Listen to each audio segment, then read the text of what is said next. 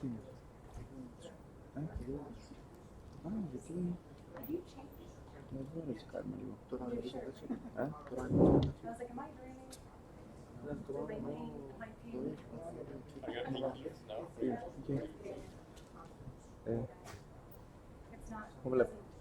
I refresh? No. I'm more concerned about you. You feel okay?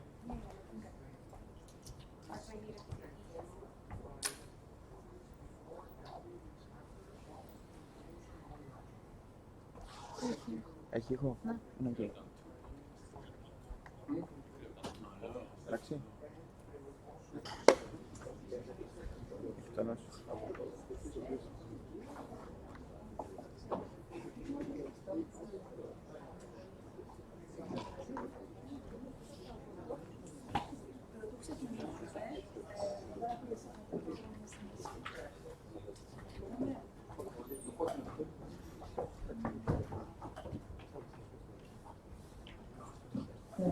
Πρωτού ξεκινήσουμε, αν χρειάζεται κάποιος ακουστικά για μετάφραση, γιατί θα είναι στα αγγλικά το πρόγραμμα εκδήλωση, μπορεί να τα ζητήσει τώρα. Χρειάζεται κάποιος ακουστικά για να... Για μετάφραση από αγγλικά στα ελληνικά.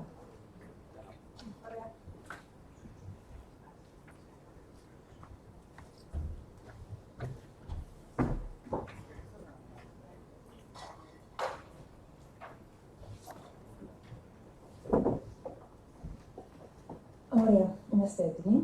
Καλησπέρα σας. Καλώς ορίσατε στο συνέδριο καταπολεμώντας την πληροφόρηση μέσω της παιδείας για τα μέσα.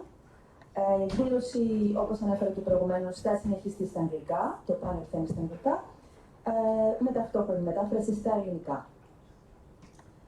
Good afternoon. On behalf of the organizers, I welcome you to the first panel discussion of the Combating Misinformation Through Media Literacy two-day conference. The conference is co-organized by the Cyprus University of Technology, the Horizon 2020 project COINFORM, which is funded by the European Commission, the Cyprus Pedagogical Institute of the Ministry of Education and Culture, and the Embassy of the United States in Cyprus. The event is being live streamed. Please also note that you can make your comments or your questions up the tweet feed of the conference, which is #CombatMisinformation. And please turn your mobiles to silent. So we will start our session with a welcome address by the Dean of the Faculty of Communication and Media Studies, Professor Georgios Panelists. Professor Panelists, the floor is yours.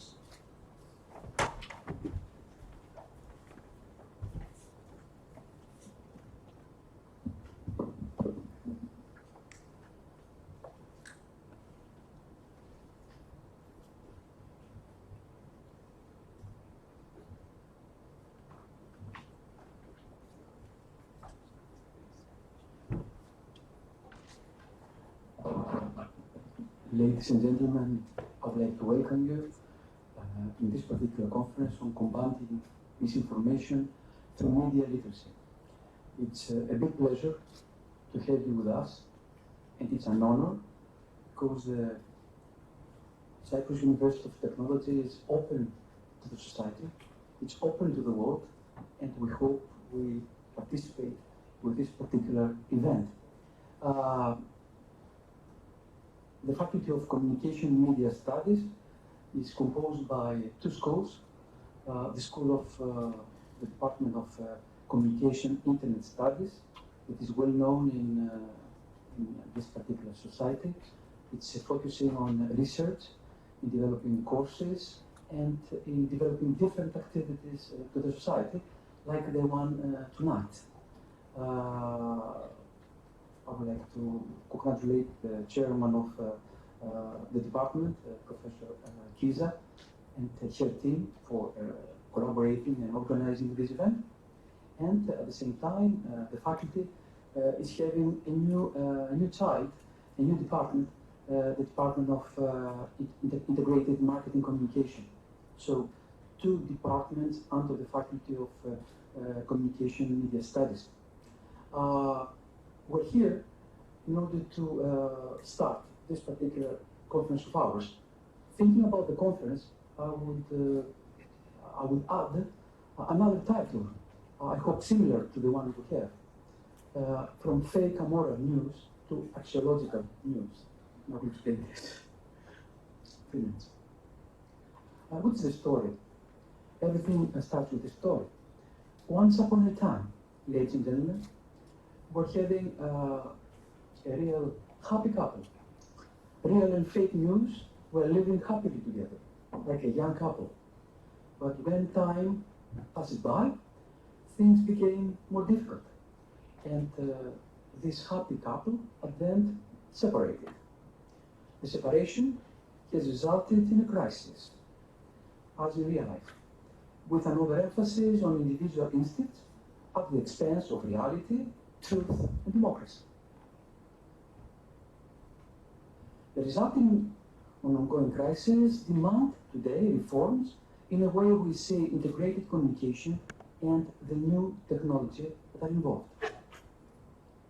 What are the modern challenges that we face, and we hope to have answers? I think the real challenge is to restore the Aristotelian ideal of creating wealth in a way as to make every individual a better person, a better citizen, and the world a better place to live in. Unfortunately, today, the great advantages of technology and globalization were overlapped by human greed and corruption, the lack of moral behavior. What's the feeling we have as citizens? What is the feeling that our students have? What is the feeling that we have? Is that we are losing control. And we are losing control because we have forgotten the support that we usually were getting from the subject that we call philosophy. Philosophy was a subject that it was giving us a very important piece of advice. How to have the sense of measure, of harmony, of limit, and of course of ethics. So we've forgotten about it. And young people today, they know nothing about philosophy in the education system, as they know very little about what we call beaux-arts, fine arts. So it is really important today to move from fake news to ethical thinking. To have too much information is not knowledge, and more important than knowledge is imagination. It's very important to move to ethical living, and of course to be an ethical being. So ethical thinking, ethical living, and ethical being. Nobody can get on your back if you don't bend. The future is now. If you can predict it, ladies and gentlemen, you can influence and change it. We can change it. That's why we're here today. We'd like to thank the organizers for the event. A team is better than one. So the Cyprus University of Technology, COINFORM, the Ministry of Pedagogical Education, the American Embassy, the supporters, thank you very much for being with us. And we hope to continue this work hand in hand in the future. It's an honor for our faculty to host such a conference, and we're now handing over to our important speakers. Thank you, everybody, for being with us. Thank you.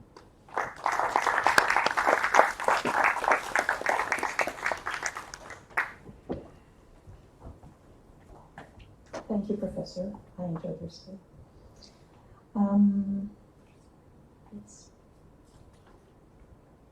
So we will now continue with our panel discussion with the title, What Can We Do as Citizens to Limit the Spread of Misinformation Online? The moderator and the speakers are here with us. We're very pleased to have them.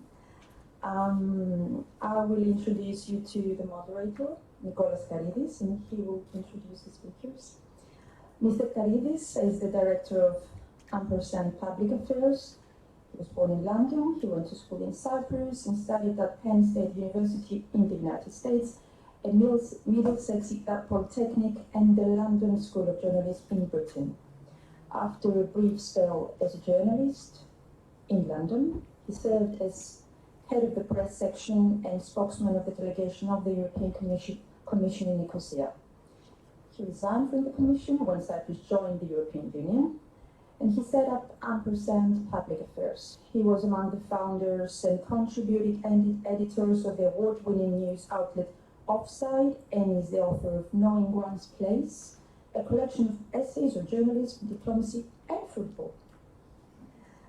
I now give the floor to you. Let me just say that we have a very interesting and a diverse panel from 4 different countries and 2 continents. The floor is yours. Thank you. Thank you all for being here this evening. I appreciate that Friday is a difficult day and it's a difficult time, so thank you. The topic this panel will seek to address is what can we do as citizens to limit the spread of misinformation. I think the theme set up, the whole discussion rather well with his reference to philosophy and ethics. We are very lucky to have with us on this panel 4 active experts, both thinkers and doers, with whom we shall discuss this challenge. Once they deliver their remarks, I will invite you to submit any questions or any comments you may have, and I hope that we will be able to have an enlightening and lively conversation. Now, I'll introduce the speakers first. On my left, the extreme left, not ideological left, but on my left, Geysha Gonzalez is the Deputy Director of the Atlantic Council's Eurasia Center. She's also the founder of disinfoportal.org, an online guide tracking effort to counter disinformation. Prior to joining the Council, she spent 2 years at Freedom House, a human rights and democracy watchdog, working in various roles, including as a member for the Freedom of Expression team, where she worked on issues related to digital and physical security for human rights defenders. On my extreme right, Allan and Leonard is co-founder and editor of FactCheckNI, Northern Ireland's first dedicated facts-checking service. He's a peace journalist reporting on peace building in Northern Ireland, where he has been editor of Shared Future News for over 10 years. Allan previously served as Secretariat for the Forum for Cities in Transition, an international network of municipalities in divided societies.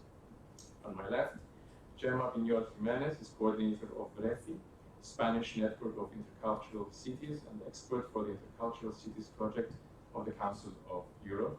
She has been involved in the anti-rumor strategy via RECI and the C4I project funded by the European Commission and the Council of Europe. The anti-rumor strategy, for which you will talk today, was launched in 2013 as an innovative city strategy to promote change of perceptions, attitudes and behaviors that combines local public commitment and policies and social and citizens' actions. The initiative that today is fully working in several cities, I think you said was part of it? Or? Part of the Intercultural Cities, okay. Not the Anti-Rumors Network. Okay. Is a long-term process of social change to prevent discrimination, promote inclusion and positive interaction, and make the most of diversity. On my right, Bossetta is a political and data scientist at the University of Copenhagen. He specializes in the impact of social media on politics. He produces and hosts the Social Media and Politics podcast, an interview-driven podcast aiming to disseminate research findings to the public. The show has over 60,000 downloads from 142 countries, and I'm one of them. I found it very, very interesting. Okay, before I give the floor to the panelists for their thoughts, allow me to provide some context about where we are on this complicated and poisonous matter. Geysha, of course, will elaborate on this much later, but first of all, we have to make clear that this phenomenon of misinformation/disinformation is not new. It would be ironic if we ourselves would misrepresent the situation as being something recent, something post-Trump, post-2016. It very clearly is not. We've had through the years, from as far back as 1924, you may know of the legendary Grigori Zinoviev letter, which was leaked to the Daily Mail and which brought the Labour government down back then. Obviously, our American friends will know about the Nixon Dirty Tricks campaign team who leaked the Canuck letter, which ruined Edward Muskie's campaign in 1972. And even here in Cyprus, where we come rather late to global trends, we've had astonishing examples of fake news. On the eve of the 1983 presidential election, one candidate's mouthpiece, a newspaper, claimed in 8-column-wide headlines that his opponent was, according to German Secret Service documents, a Nazi secret agent. And this was on the eve of the election. So you can imagine this guy's opponent lost fairly easily. Now, the situation, of course, has changed from the 20s, the 70s, and the 80s. And it's very different today. The technological and media landscape is very different. The interconnected geopolitical and economic dependencies are also very different. But it's enlightening to consider that mainstream media is also partly responsible for where we are today. The repercussions of what the mainstream media has done over the years has had an effect on how the online media behave today. It is mainstream media's blurring of entertainment and reality. It is their blurring of fact and fiction that is also partly responsible for the environment that we have today. It was their commercial interests, their drive for circulation, that allowed press officers and marketeers to dictate copy, blurring the line between advertisement and news journalism. It was their cost cutting which pushed editors out of the newsroom, and of course, along with technology, lowered the standards of journalism in many cases. Now, with the fragmentation of the media, and you recall we had periods where we had 3 or 4 newspapers, 3 or 4 channels. Now we have a jungle of a media landscape. So on top of this, there's us, the citizens, and we've become kind of intoxicated young journalists who have been given the opportunity to relay information. And we've done it with gusto and sometimes without thinking. So in many ways, we are both victims and perpetrators of what we have today. So in varying degrees, we're caught up in what is called the feedback loop of belief, where we log online, we get our views confirmed, and we post, and round it goes again. We are all responsible, beyond our own cognitive biases. We do a lot of things without fact-checking, something that we will discuss today. So media literacy, critical thinking, and what this conference is attempting to put out and raise awareness about is the way forward. I will leave it here, and I'm sure our friends will pick it up or pick my views apart and offer their expert insight. I will start with Geysha, and I will put to you the question just to start the ball rolling. If you could provide some definitions. What is this misinformation? What is disinformation? And perhaps a bit more context than the one I gave. Yeah, wonderful. Thank you so much. Thank you so much for the organizers for having me. And thank you for all of you here on a Friday evening. So, Kalispera. Thank you. I will start by saying that media literacy is not the solution to the problem of misinformation. It simply isn't. I will start by just giving you a little bit of background, going from my experience. I've been at the Atlantic Council since 2015. And in 2015, we were handed the task of proving that there were Russian soldiers in Ukraine. As many of you may know, in 2014, Russia invaded Ukraine and lied about it, launching a disinformation campaign trying to hide the fact that there were troops in East Ukraine and that they had illegally annexed Crimea. Disinformation was a word coined by Joseph Stalin, disinformacja, which means blurring the line between reality and fiction. Disinformation is not meant to make you believe in something, it's meant to make you believe that nothing is real. So disinformation often comes in the throwing of several, if not dozens, of different narratives about different topics and it's meant to confuse audiences to the point that they lose interest in the particular issue and move on with their lives. This is different than misinformation because disinformation has to have intention. An actor, a malicious actor, often has the intention to blur that line, has the intention to launch the campaign. And that is different than misinformation, which is the challenge that we're discussing today. Misinformation is the spread of false information without intent. Misinformation often happens, I'm assuming, are you all on WhatsApp? Yes? No? Well, some of you are on WhatsApp and you have a crazy aunt that sends you false information, I am sure, or sends you links that are often rumors for you to share. Misinformation has no intent behind it, and that is why it's quite different. We also hear the phrase fake news. Fake news. That is a phrase that we do not use in our work at the Atlantic Council because it is now a phrase that is used to attack journalism, to attack journalists, to attack that which you don't believe in, and that is quite different. So as Nicholas said, false information is not new. False news are not new. And this is something that we hear conference and conference. It's not new. But what makes it like more effective, why we're talking about it today, is because we have social media platforms that have introduced the word virality into everything that we see online.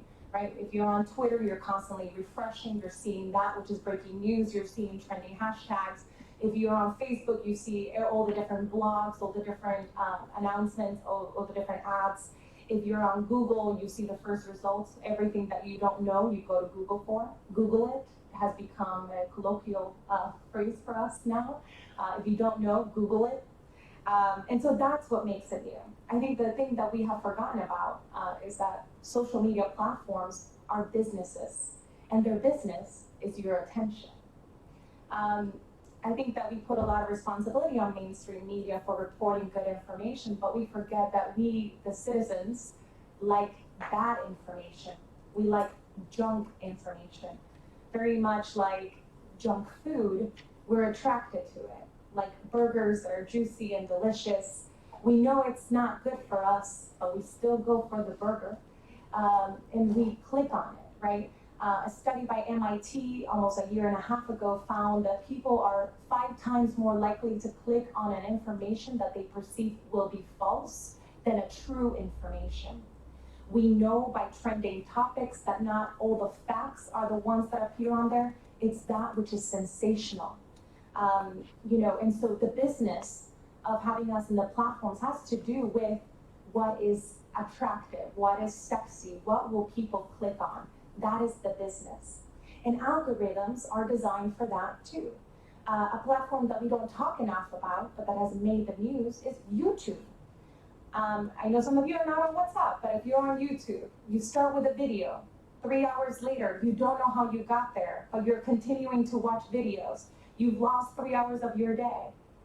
That is because the algorithms are designed so that you stay on the platforms. This amount of time that you spend on the platforms is then presented to investors. They're shown, on average, people spend 8 hours on the platform. This is how much we're going to charge for the ad. Am I making sense? It's your eyeballs. Your eyeballs are the business. And it's hard, I think, to expect that media, traditional media, or ethical media can survive when, 1, the audiences are seeking bad information, and 2, the platforms are designed to push that bad information up, right? And so I think this is the challenge. Journalists need to eat, journalists need to continue working, and to do it, they need the clicks. They need you to read. They need to sell the ads. And I think this is one of the challenging things.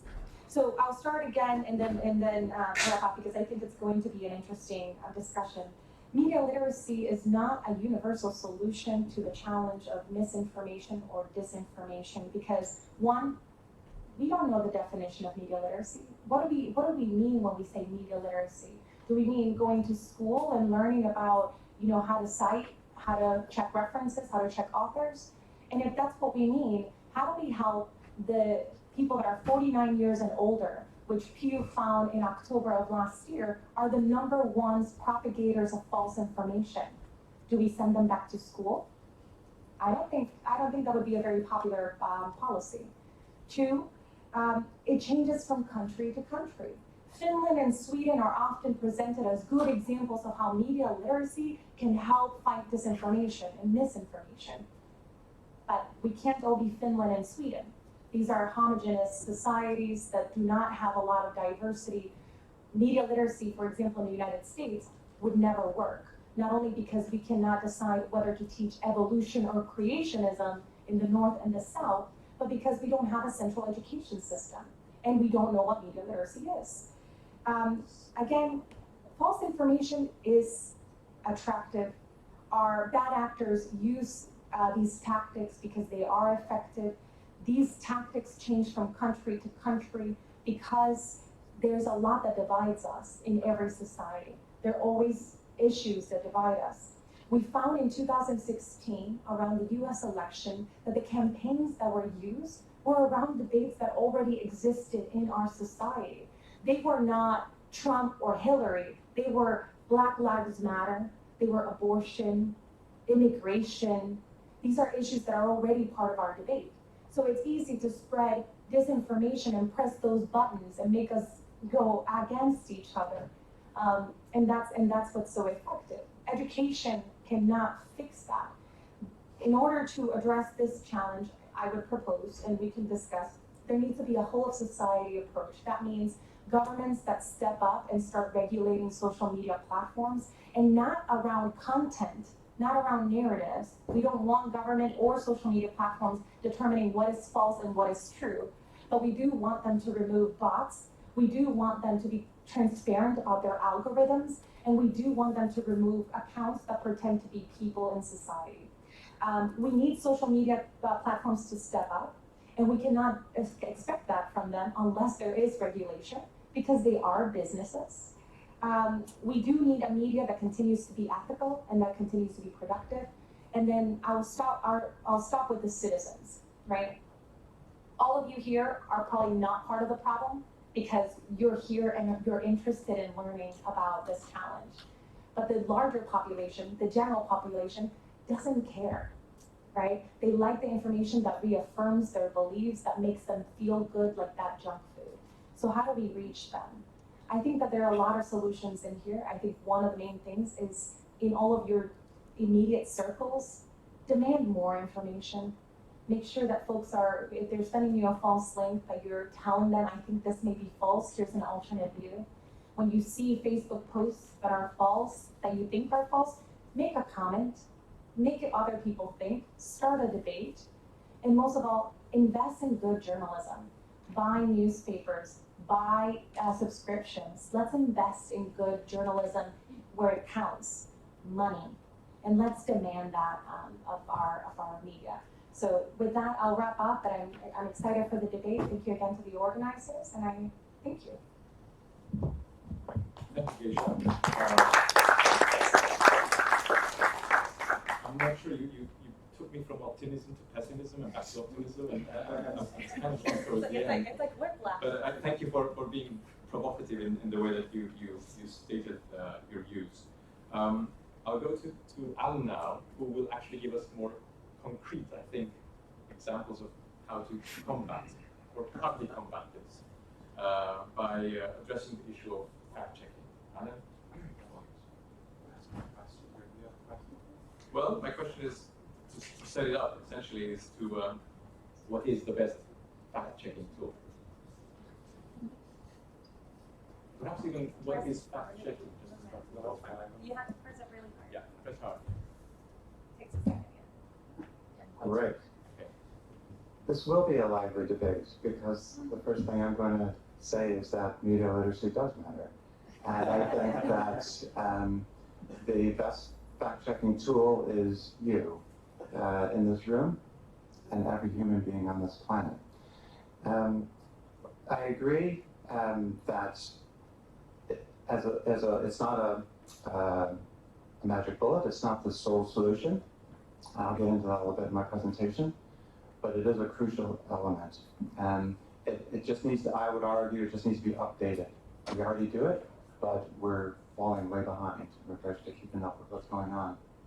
So I will start our presentation, and I hope.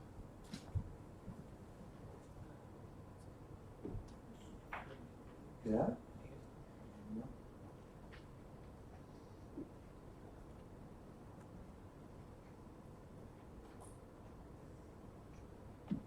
Yeah.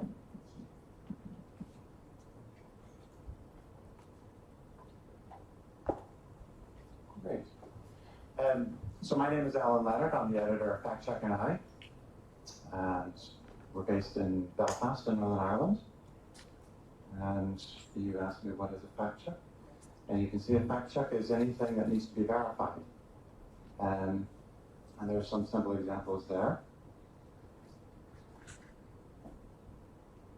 And fact checking, things that can be verified, numbers help. So if anyone makes a claim that has numbers in it, that's good. If anyone makes a claim that can be checked against an official record, that's good. If someone's making a claim about who's going to win the next general election, that's not a claim. And that's an opinion, and you can't fact check the future. And you can't fact check someone's opinion, whether they like hotter or warmer climates, what preferences are better. That can't be fact checked. Sounds obvious, but even last week, unfortunately, I mean, my heart sank when I read this, Channel 4. Otherwise, they have a very good fact-checking project within the organization, but one of the journalists fact-checked whether Jeremy Corbyn would win the election tomorrow based on yesterday's poll, and she said, fact, he would win. I replied, sorry, can't fact-check the future. But to get into a little bit about this stuff not being new, it's as old as time. And you have to see this picture here, two boys whispering to each other. Rumors, and there's proven, anthropological reasons why we spread rumors to know if we're safe in the group. But of course, this introduces all sorts of cognitive biases. There's dozens of cognitive biases. I'll just discuss a few. But basically, everyday conversation, even you listening to me, requires you to, by default, accept what I'm going to say instead of in your head arguing against every word coming out of my mouth, because it takes more energy to combat than to accept. And believing in something is easier, and also if what is coming out of my mouth is consistent with what you've already heard from the previous speaker or someone else, you just nod and go along with it. And it's true, and that's called confirmation bias. There's actually part of your brain saying, yeah, I've heard this before, that makes sense to me. All right, that's your confirmation bias. And then also repetition works of anything. So if I keep saying facts matter, facts matter, facts matter, and I say it to you tomorrow, the next day, you might start to think, is there something in that facts matter? The converse is true. To give you a little more philosophical, Hannah Arendt, she wrote this work a long time ago, and it's recently sold out, her book sold out, because a lot of what she said was frighteningly prophetic. And basically, and this is important, because I was saying, I'll show you about this between facts and opinions. For us, rationalists, empiricists, facts matter, we want the world to operate on evidence, the science, right? That's great, it makes us feel good, right? There's another group of people who say, I might use it, mightn't use it, but I'd rather might make appeals to emotion or my gut or my vision. And you don't need facts for any of that. It's your imagination. And you spoke about imagination. So imagination can be used to motivate for good or ill. So it's this mixture of imagination and evidence.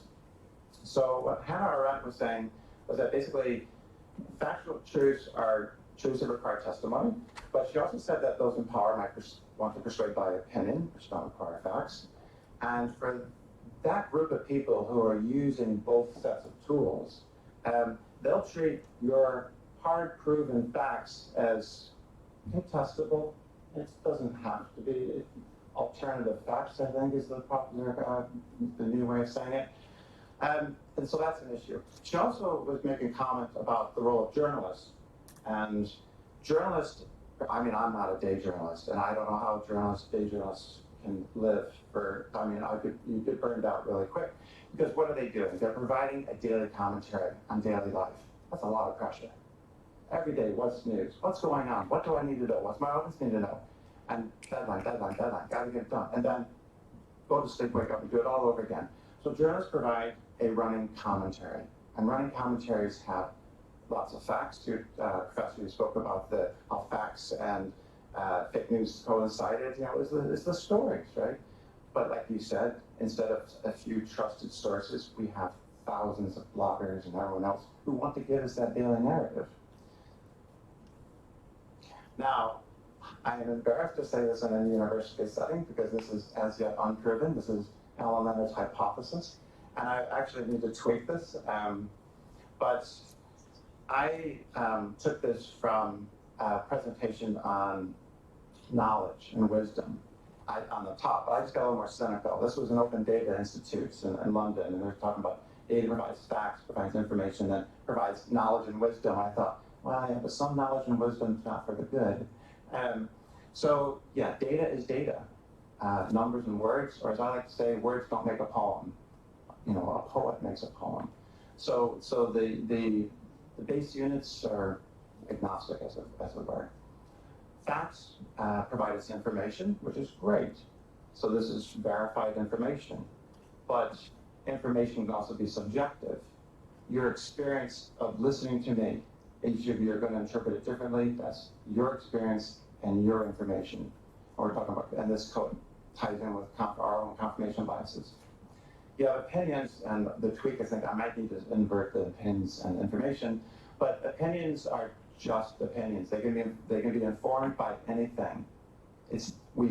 We empiricists like it, we prefer it when they're informed by facts, but we all know that we have prejudices in our own selves for lots of reasons.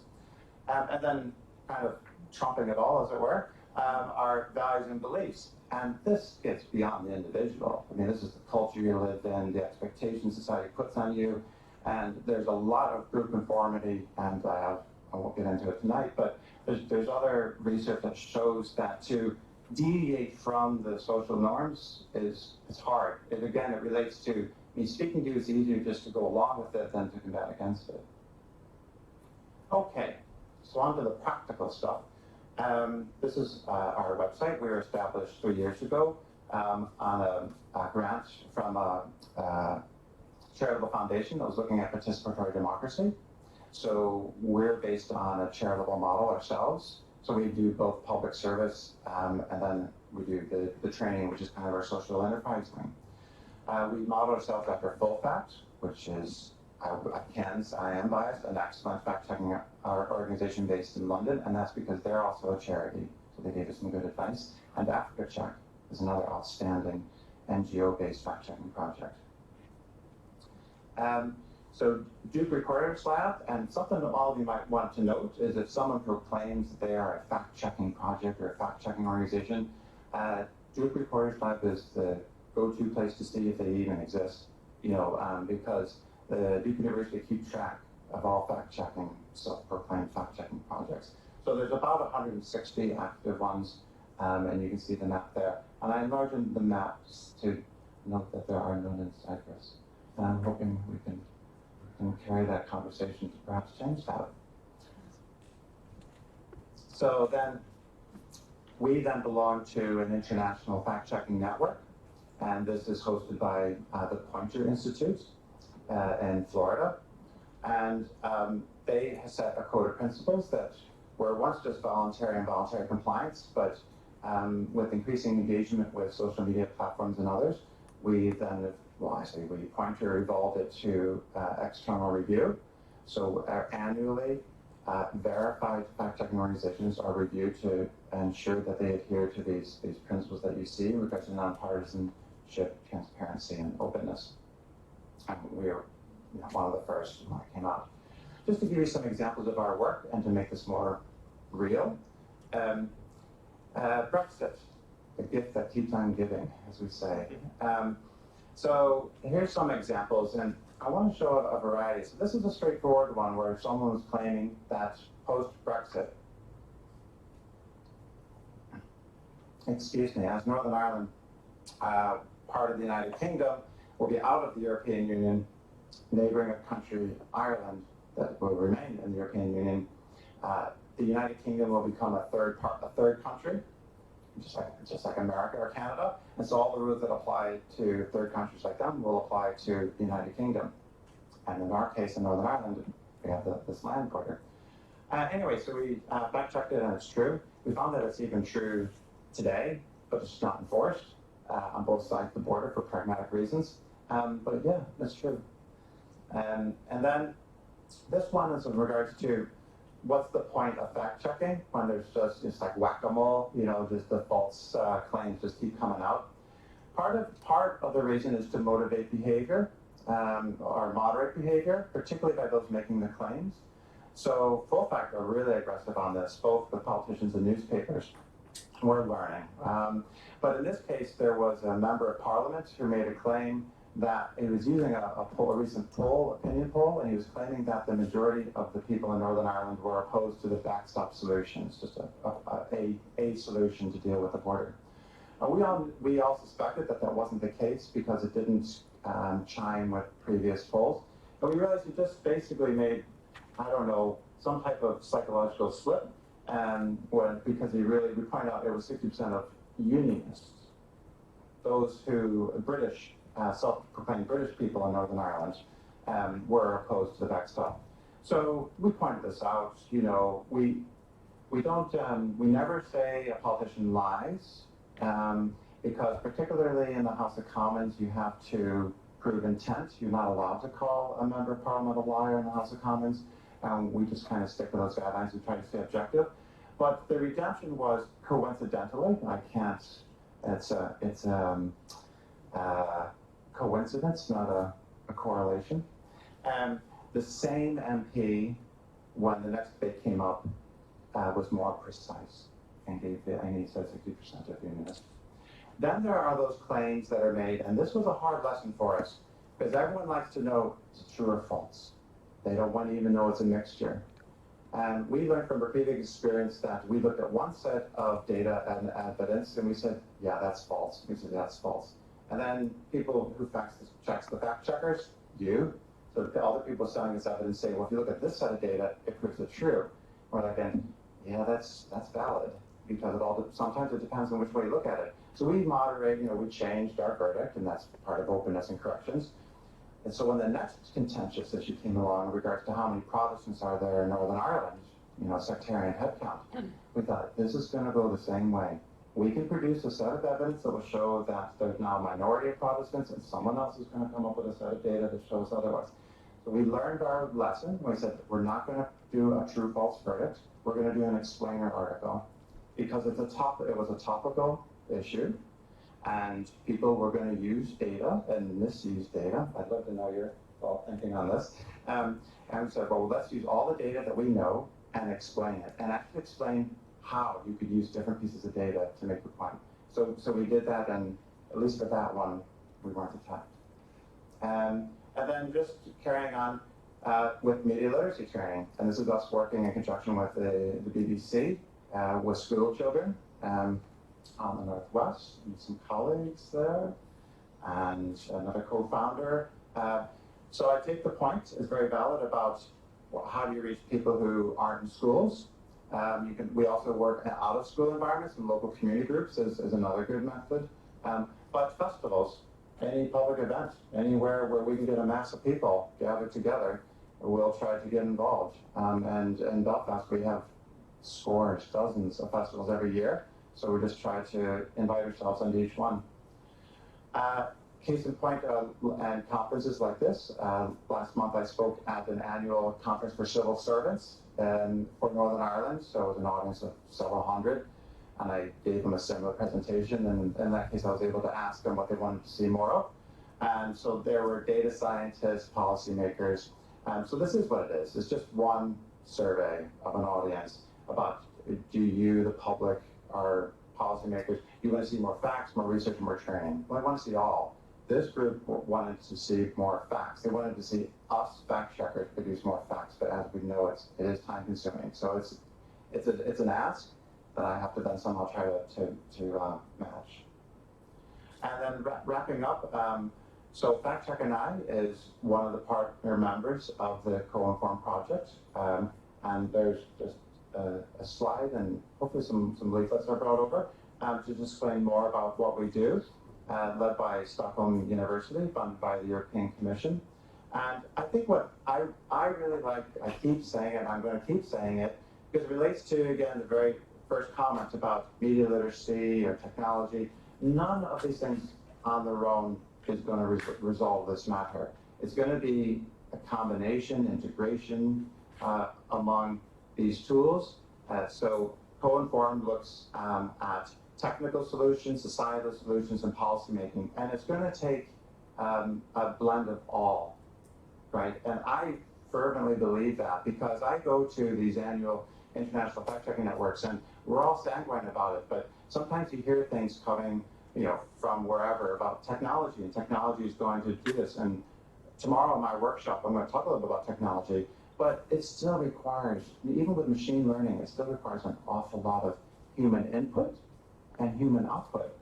You know, so your clever algorithm to combat this stuff will give you some beautiful material to work with, but you still have to, you know, human interpret it. So I suppose I end where I finish, is that at the end of the day, it's humans who have to make sense of all this. And so my very last slide here, and I hope this works, is my unbearded self speaking about the importance of fact-checking.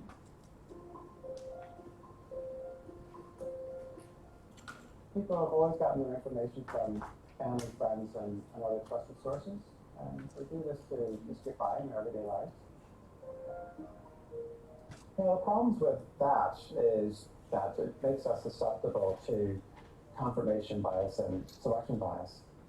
Confirmation bias is you just hear what you want to hear, you ignore what you don't want to hear. And selection bias is that you just keep getting your information from the same sources, and you don't expose yourself to other potential sources of information.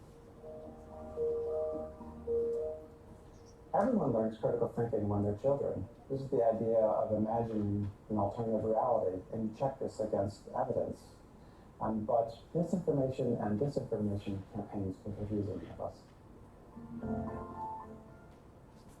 A good fact checker not only proves or disproves a claim, but also provides context so that the consumer of the information can have a broader understanding of the discussion. Fact checking is important because without it, we may end up surrendering our realities to those who want to persuade us on emotion alone.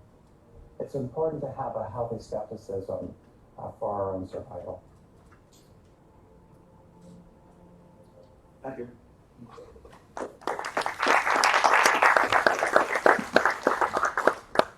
Thank you, Allan. Can I just ask you a quick technical question? The mechanics of fact-checking in terms of those who are being fact-checked, is there some sort of institutionalized communication whereby if something you find out is wrong, do they have an obligation to rectify, or like the Press Commission used to do in the UK? Is there something like that? Not codified universally. Most fact checkers are actually journalists, and so they would behave to those codes. So things like verify the source and verify what was said, and we do that. So the first thing we'll do is, if a politician or anyone, a charity, newspaper, they're making a claim that we're fact checking, first thing we do is we'll go to them, introduce ourselves, and we say we're just checking the accuracy of this claim, and we're checking that you actually said this. Someone could be misquoted, you know. And sometimes they'll sort of try to equivocate, which is fine, you make a note of it, but it's just a note. If they actually said what they said, as journalists, you said it. And then write a reply, yes. And we always entitle a write a reply, and any fact checkers as professional journalists will include that. They'll include the discussion in that. But there's not a universal code. I don't know what the universal code is for journalists professionally, but I can tell you for fact checkers, there's not a universal code. The only thing we've got is what I showed in regards to the IFCN Code of Principles. Thank you. Allan started this presentation with the concept of rumors, and I think now Gemma will go to this area, moving beyond facts, and will tell us why interaction matters and how local authorities help dismantle rumors and give us some case study of what she's done. Let me start by thanking the organization for the invitation and for giving me the opportunity to explain a bit about the anti-rumors strategy. That is very interesting because it's part of what we have been talking about, but in a different way, because let me start saying that we all have stereotypes and prejudices. It's a normal thing. The problem is when these kind of stereotypes and behaviors became a problem in terms of discrimination of other people or specific groups.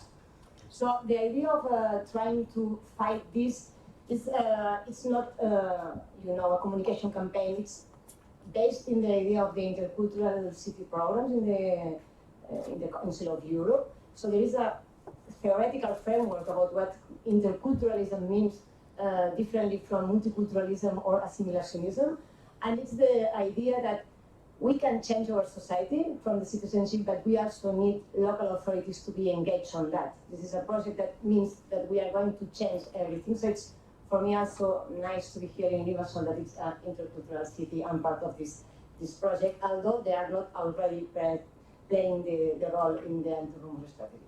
So we have this situation that we know that people meet and prejudice and stereotypes became rumors, and they can create problems in terms of social cohesion and living together in a peaceful way. So I don't know if you have any kind of rumors here that you can share with me that happens in all Europe about migrants, about the small collectivities, minorities, whatever. Do you have any of them here? You can share with me some of them or no?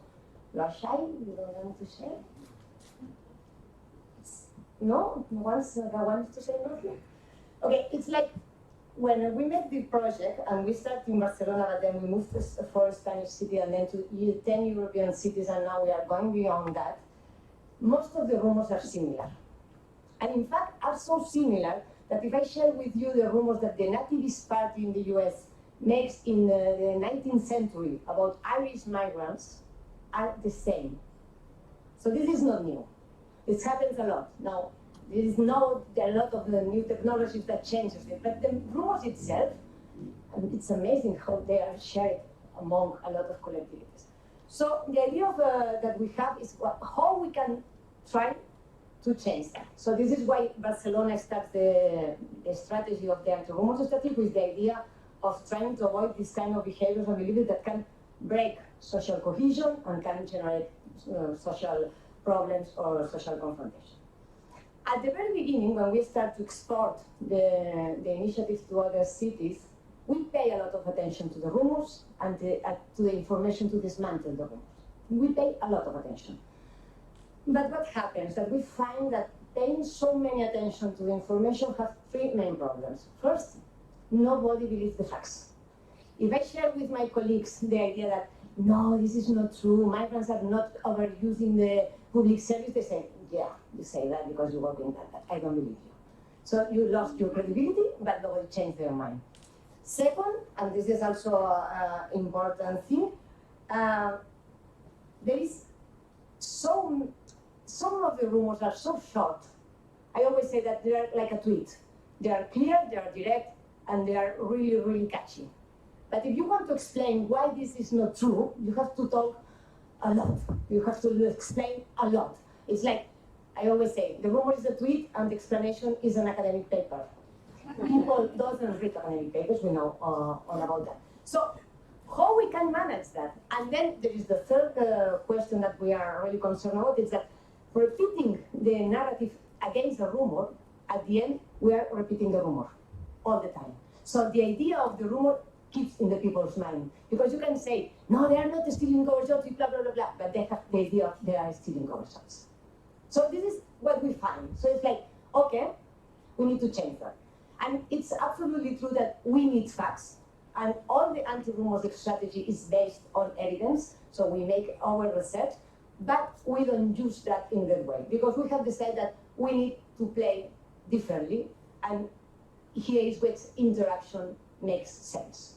So we decided that the better way to fight against all this kind of narrative and problems was to try to create opportunities to people to meet through face-to-face interaction, through what we call the anti-rumors agents networks, people that can spread and have we're training them to give them the clues and the instruments to go and to talk about anti-rumors in a very, funny way or in a very positive way against people, because you can never win a confrontation with a colleague of you if you say you are a racist. You're never going to win this conversation. You need to explain, no, I think that you're a bit wrong, or have you think about what you're saying? So this kind of face-to-face orientation, and then through public actions. Because we, at the end, have checked that if people, and I've checked that, if people meet, it's more difficult that they create this kind of general stereotypes against a group. So maybe you have to change and rethink what are you saying, because you meet people from different backgrounds. You share with them a lot of initiatives. You share with them a same project of city, for instance, or to do something at local level, I don't know, to create a better playground for your children, or to create a specific social action that you think that it's improved your city. With this kind of interaction, we have seen that we can change. And this is a very positive way in order to avoid confrontation and also to create social cohesion and mixing people. Because at the end, this is what we want, and this is the main objective of the anti-rumors. So, with a common methodology, that is what we have been testing in some different cities, each city develops its own anti-rumors strategy. And they play with amazing creativity, mainly because this is a project that it's supported by the municipality, that it's done by citizens. So people do whatever they want to do. And we always say, never organize nothing that you don't want to go there. Meaning, if people are in a parks, do something in the parks. Don't ask them to move to a specific area or to a specific meeting or whatever. Try to reach people that are not normally the usual suspects.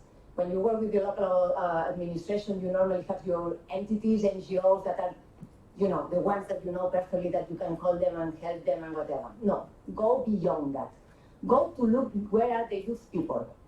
Go to know what are they doing. So, for instance, most of the most interesting initiatives that we have been done in the cities are happening in the schools with rap music, things that I cannot understand. It's like, do you like this kind of music? Yeah, they like it kind of music. So they play with this kind of music. So the idea is, do whatever you want to do. Enjoy what are you doing, because this is the way that we create this kind of confidence, that we build trust between people, and we can generate this idea. So with creativity, with giving the people the voice, giving the participation, promoting this kind of interaction, and moving forward the usual suspects, we are trying to create this kind of network of cities that are playing with the anti-rumors.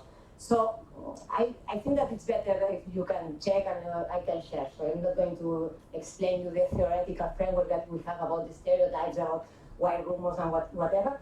But the idea is that we need to understand, for us, anti-rumors is a public policy, because it's a public commitment to fight against these elements that can create discrimination and that can generate conflict, social conflict. So this is a public policy, but it's a policy that implies and requires citizens' engagement, citizens' participation.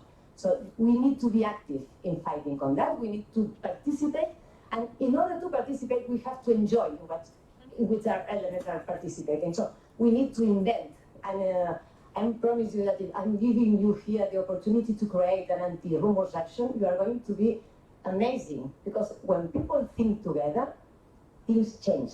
And I think this is one of the best lessons that we have learned in these 7 years that we are playing anti-rumors around the cities in Europe. So thank you very much, and I'm open to your questions. Thank you. Thank you, Gemma. I've never heard anybody do so much on the trenches, on the actual battleline of misinformation as what Gemma described. I'll turn now to Michael, who will give us a bit of the science behind the poison. So what does science tell us about misinformation, and might we be looking at it in the wrong places?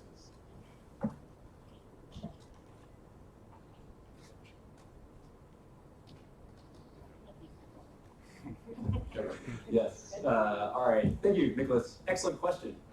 Something that I hope to tackle with this this presentation, which is, yeah, it's disinformation, but I think what research is showing is that it's not about fake news. There's something else, a bigger part of the story that I'll talk to you about as we move along. So what does science actually tell us about disinformation? Most of the research is just coming out now from the US election when this topic was really hot. And it tends to focus on the US context, so when other studies emerge, I will present them. But the main question people ask is, how much disinformation is out there on social media? And the answer is not a lot. If we look at Twitter, 1% of the political news that the average American consumes is false. That may sound, 1% maybe is too much. Keep in mind that's part of the news that's on Twitter. So this is a subset of the overall conversation. On Facebook, 8.5% of Americans have shared a fake news story.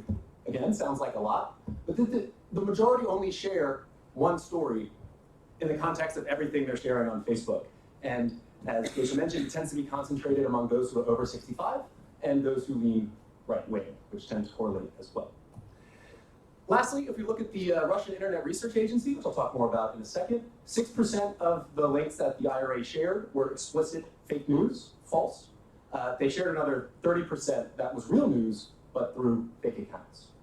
So together, this tells me that the problem isn't really about fake news. What I've been looking at in my research is sock puppets, or these guys. And what a sock puppet is an impersonated account. So it's creating a false identity that is then used to spread rumors or disinformation or commit fraud. If you've seen the MTV show Catfish, this is what people have been doing in order to find romantic partners. They steal pictures of people more attractive to themselves and use that to deceive others into getting into conversations and relationships with them. This is the idea of sock puppets. So I've been doing some research in this area over the past couple of years. This is one paper that I was working on looking at how foreign spies basically use social media in order to steal information and to conduct cyber attacks. So these are some pictures from some Chinese spies who use LinkedIn, which is a very good platform to connect with people working in governments and policy and trick them and carry the conversation on different platforms and then send them software that will break into that network. Another study, this is a very fun one. I created a fake news bot. That's the DC News Report, mimicked to look just like the Washington Post, and it sent breaking news links to Americans during the midterms. Happy to talk about that in the Q&A, but yeah, maybe people don't read academic papers, but these are fun, I can promise you, and quite interesting. But in the course of this research, I've come across some conceptual issues. The first is that existing research, media reporting, and governments typically focus on content from fictitious news sources. So they look at outlets, accounts that are created to promote fake news. They're not looking at citizens or fake citizens, sock puppets, that are also spreading this type of information. And I think this explains why we find low amounts of disinformation on Facebook and Twitter, because you're looking at fake news outlets, not people who are impersonating other citizens. The academic research would lead us to suggest that these type of sock puppet accounts are more persuasive than fake news. Why? Because trust in social media, trust in news that people come across on social media is low across the West. There's no convincing evidence that I've seen that disinformation, just being exposed to it, changes anyone's political opinion whatsoever. But we know that the information shared by peers, so your friends, on social media is persuasive. So some colleagues and I have been working on what we call the network disinformation model. And here you have a troll, in this case a Norwegian troll, who uses a sock puppet identity to get someone to share something to their network. And it's that part that's persuasive and powerful, not so much what someone retweets, but when someone sees information from someone they know and trust, that's when that disinformation becomes believed. So we recently conducted a study looking at the IRA, the Russian troll farm, one of many, on Twitter, where we asked a few questions, such as what were the main identities they were adopting during the US election, what topics did they discuss, and which were the most successful.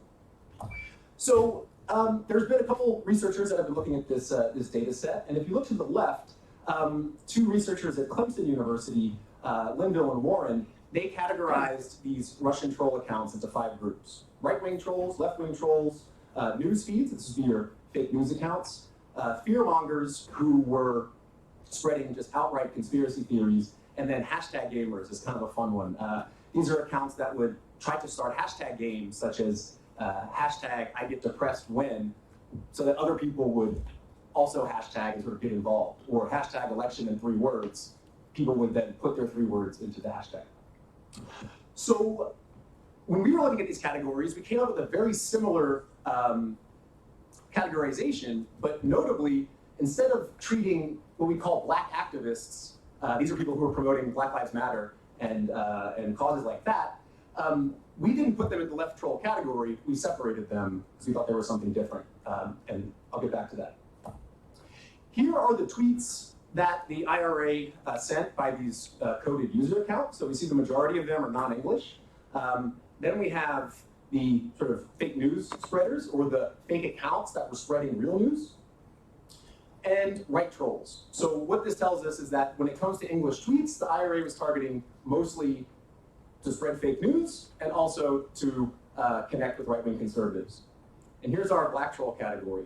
Not so much tweets were sent, but if we look at the tweets that actually got some engagement, so they got 1 retweet, like, or reply, the black troll category becomes the most effective at getting engagement, followed by the right-wing trolls, the hashtag gamers, the left-wing trolls, and then the news feed.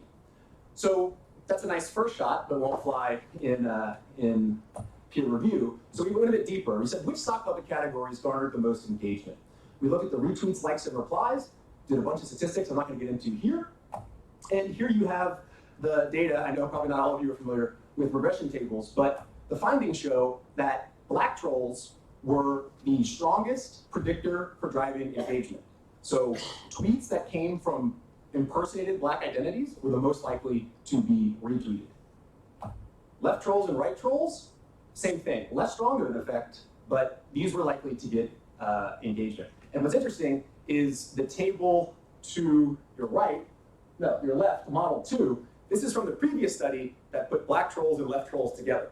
And they said, we find that the left trolls are getting a lot of the engagement. But when we reran these statistics by taking the left trolls out, we found that it's the left trolls that are actually driving the engagement from what they found on the left. So these black trolls are a really powerful predictor for engagement. But the most interesting finding is the news feed, the fake news, did not garner engagement at any statistically significant level. So I'll return to that. Let's look at the like model. Same thing. All 3 of our identity categories, black trolls, left trolls, and right trolls, were positive and strong predictors for people to engage with that content. Again, newsfeed had little to no effect. So what this leads us to conclude is that the IRA mostly impersonated news outlets and right-wing citizens. This is what they were pushing out content. But in terms of what people reacted to, they reacted mostly to sock puppets posing as identities, most strongly the black identities, but also right-wing and left-wing. So let me reiterate that Twitter users reacted least to fake news. And what this leads us to conclude is that current approaches that focus on how much fake news is online, they're A, underestimating the amount of disinformation that's out there, and B, they're not looking at the type of disinformation that we would find to be effective based on prior academic research. So with that said, I'll conclude with a short plug to the podcast. Thank you for mentioning. Feel free to check it out. There's lots of resources to take outside of this excellent panel. Thank you.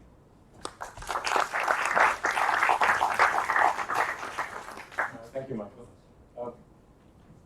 I was thinking as I was looking at the complicated tables and analysis and data, going back to what Geysha said at the beginning, it's not so much what effect they're having, who's clicking, who's retweeting, as much as the fact that there's a blur and people are being distrustful. And I guess that's the deeper enemy, if I can put it that way, because it's not doesn't give us any encouragement that people are not retweeting or engaging, as you mentioned.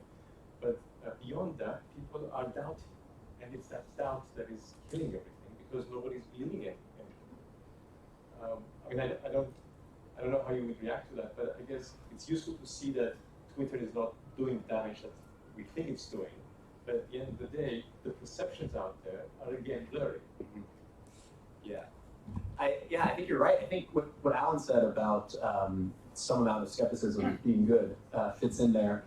I mean, the information environment on social media is polluted, 100%. But I think people know that. And I think, speaking about media literacy, there's been such a push to focus on the youth, whereas what the studies find is that it's actually the older people, as we've been mentioning. I think that when younger people grow up on these platforms, they're good at sniffing out what's true and false, which I think, again, is a healthy instinct or skill that's acquired. But yeah, I worry about the pollution of the information environment, but I haven't been convinced that it's causing any real effect on changing people's opinions. It might reinforce their confirmation bias, but Yeah, of course. Yeah, go ahead. If I may. Sure. No, I think, so there are several elements here that have been fleshed out. I really appreciate the presentations of my co-panelists here.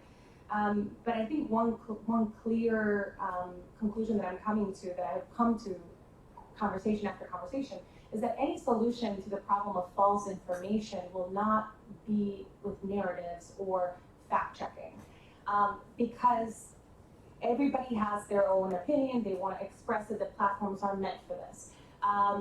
We cannot, us ourselves cannot differentiate between what is true and what is false, because we have our truths and we have what is false to us.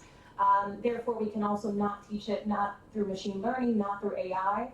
There are nuances that exist in these narratives that AI, as much as we try to teach it, cannot actually differentiate between. So I think any solution to the challenge has to deal with inauthentic coordinated behavior on the platforms. That means I, myself, in a democracy should not share freedom of expression with a bot that is created through an algorithm. I, myself, in a democracy should not have to engage in political debates with bots, with trolls coming from the Internet Research Agency. And it is true that IRA actually created groups that were about the debates that we were having in our society. They did create groups that were Black Lives Matter. They did create groups about Americans for puppies, and these, perfectly fine and well, so it doesn't deal with disinformation, but it's inauthentic. It is a false account. So I think that should be the focus. One more comment on fact-checking and why I do think that media literacy doesn't hold the same strength in terms of solutions is that we are not seeking facts. A lot of the information that we're consuming, be it with WhatsApp, be it on Facebook, comes from people that we know in real life and that we engage with. Therefore, we don't automatically assume that the information that we're receiving is false. We don't automatically assume, oh, my aunt must be lying to me, let me go fact check it. But even if you do say, my aunt must be lying to me, I'm gonna go fact check it. Our first step is not to find the fact checkers, it's to go to Google. And Google has already determined which information gets the most clicks. The algorithm determines that, so it's pushed at the top. So even if we get people to go all the way to verifying their information, they go to Google, the algorithms determine the information they see, they can seek and reaffirm the false information or the information that is biased at the top, right? And so even if we get them there, we're not solving the problem. Yeah, of course. Well,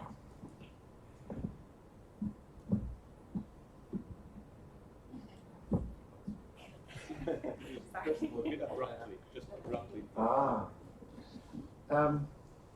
Google's not the only place where a citizen can go to try to get some information on, some lateral resources. I'm not saying it's the only place, but I'm saying if you think about the general public, like I'm thinking about my mother, I'm thinking about my cousins. If they're looking for, they don't doubt, but even if they did, they would go to Google because it's become the resource. Okay. Like everything starts on Google. So that's what I'm saying. Like we are in a different level, right? Because we're deep in the weeds on this. We are reading academic papers because it's interesting to us. We're verifying all these different accounts to try to find patterns. We are trying to debunk and try to educate. We're trying to facilitate exchanges. The problem is not us. right? Because we would know where to go. The problem is my mother, who watches telenovelas and does not really go beyond like, the Google. That's So really- yeah. No, but I just want to make sure that it's explicit. There's two different types of audiences. There's the one that is having these conversations, and there's the day-to-day people that also get a vote in a democracy. So how do we inoculate them and get them out of it? Fact checkers are people too. But that's not. No, I'm being flippant, Yeah. but the point is that you, I would say, have a very narrow description of media literacy. Perhaps if we use the term critical thinking, it's something that every human being should be doing all the time.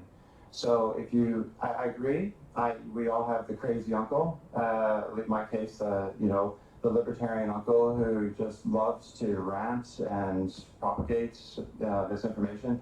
And you're right, there's absolutely nothing I can do that's going to change his firmly held beliefs. I had this discussion with another professor last week.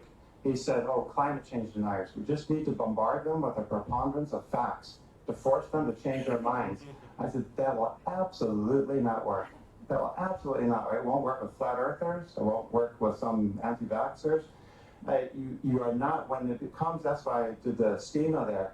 If a view becomes so salient or entrenched in someone's own belief system, there's absolutely nothing you can do about that.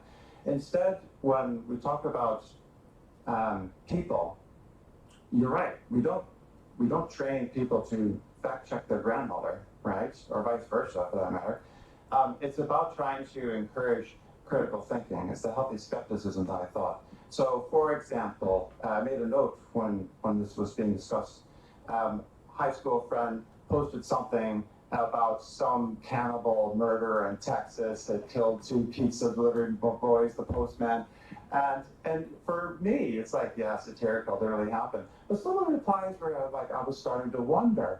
And, it's like, oh, he deserved it. Yeah, I heard it. And I thought, whoa, this is getting a little silly.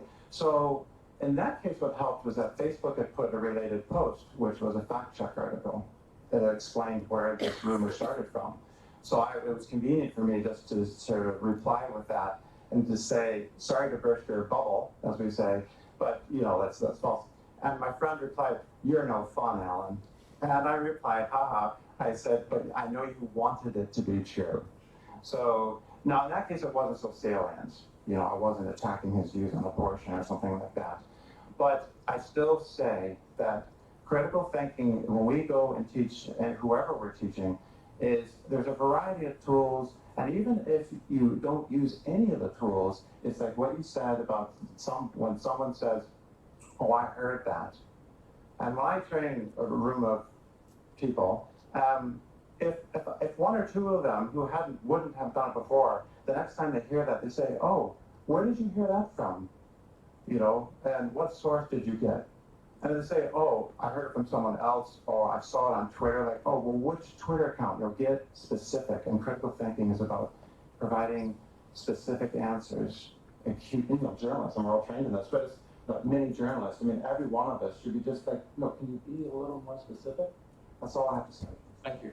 I think that the panel tomorrow will discuss what the state can do in terms of misinformation, but perhaps something that we can think about is what citizens can do to push Google, who seems to be a perpetrator here in terms of its non-neutrality and economic model, whether citizens can actually do something to make Google less biased in terms of algorithmically pushing out things which may be damaging. I mean, sorry, just to interrupt you before you answer. After you answer, I'll open up the floor for questions. yeah, thank you. I will say just really briefly that we all forget where we learn information 2 weeks after we've learned it. So, the challenge here as well is like if you see something and nobody objects to it and you absorb it, and 2 weeks later somebody comes to you and says, like, I heard this, our first reaction won't be, oh, I heard that was false or anything. It would be like, oh, I saw that. And you reaffirm each other even if it's false. So just to put that out there, it's a complicated challenge. I think as citizens, we cannot change Google.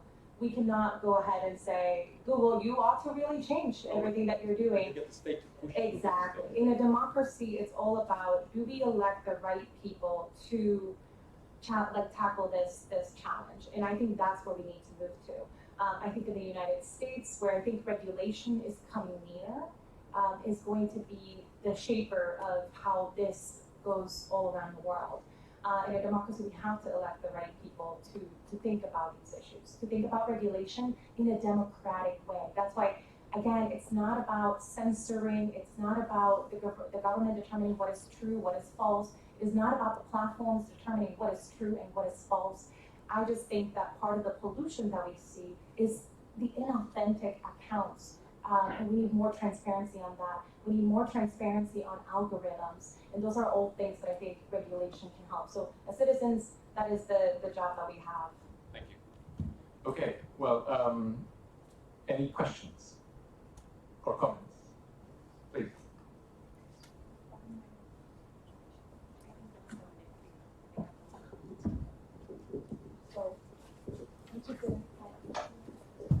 So thank you very much. This was a very lively discussion, a very lively presentation of your points of view. And I enjoyed it very much, and I hope that we can continue the conversation with the public now, with all of us.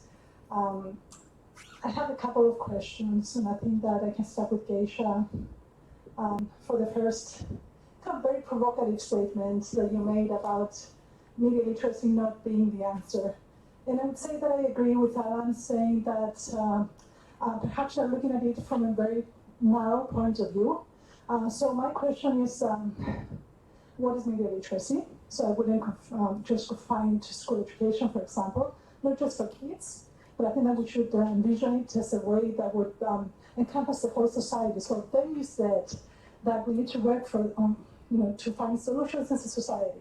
So to me, that's actually part of what we need to do, and it's part of media literacy, because you also said that we need to be more critical, more reflective, think about what we share, etc.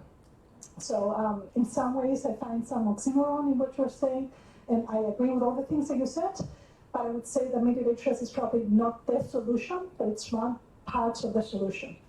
So the second thing that I would like you to, maybe the panel to position themselves on is that I hear from Geysha and also from Michael, that they talk a lot about disinformation. But at the same time, the focus of this discussion is also on misinformation. So I think that there are different ways to approach a topic if you talk about disinformation. And you also need to look at who's spreading the disinformation, and also you need to look at the recipient of the disinformation. I think that we need different solutions for each participant in this equation. So I'd love to hear your points of view on this. Thank you. Great. I'll start with the second piece, if I may. The reason why we have definitions is because there's added solutions, right? Disinformation has malicious actors that actually are propagating that false information. Therefore, how do we tackle the bad actor? In the US case, we actually handed down sanctions, right? So the Internet Research Agency was indicted for their campaigns in the United States.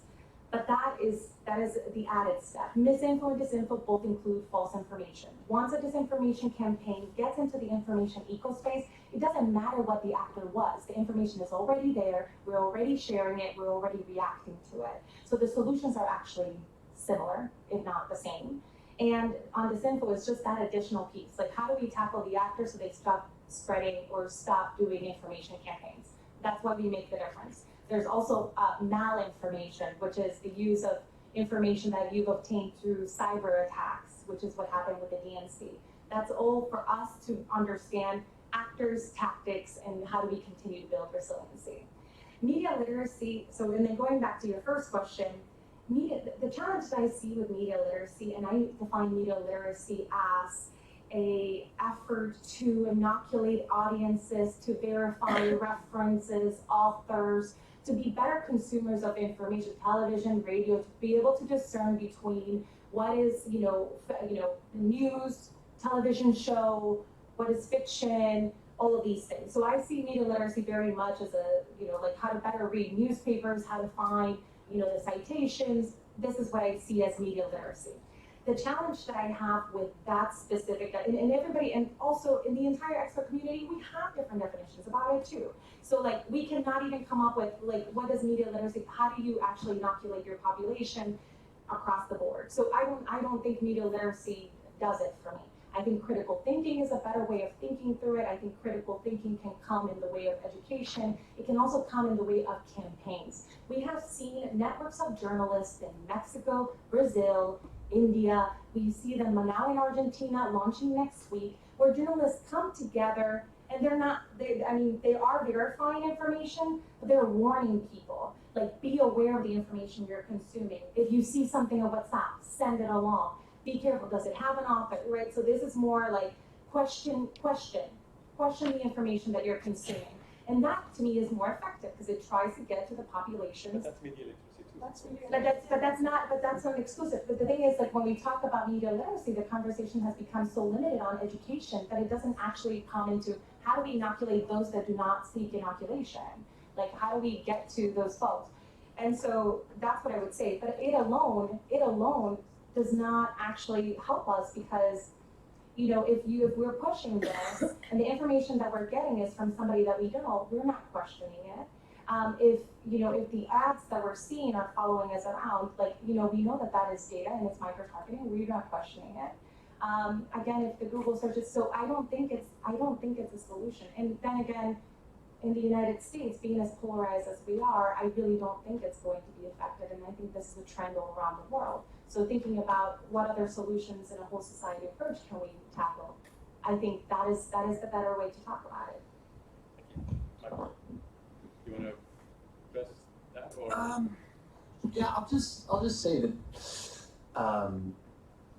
So I'm skeptical of the amount of resources being poured into dis and misinformation relative to the threat that I think it poses. There's been a lot of talk about echo chambers, filter bubbles, which increasingly is coming to be a disproven hypothesis, but it's not that hard to think that our media environment is so saturated that even if you're flooded with disinformation, the fact is, through some way, through your phone, through the television, through talking to someone, you're going to be exposed to a different opinion. So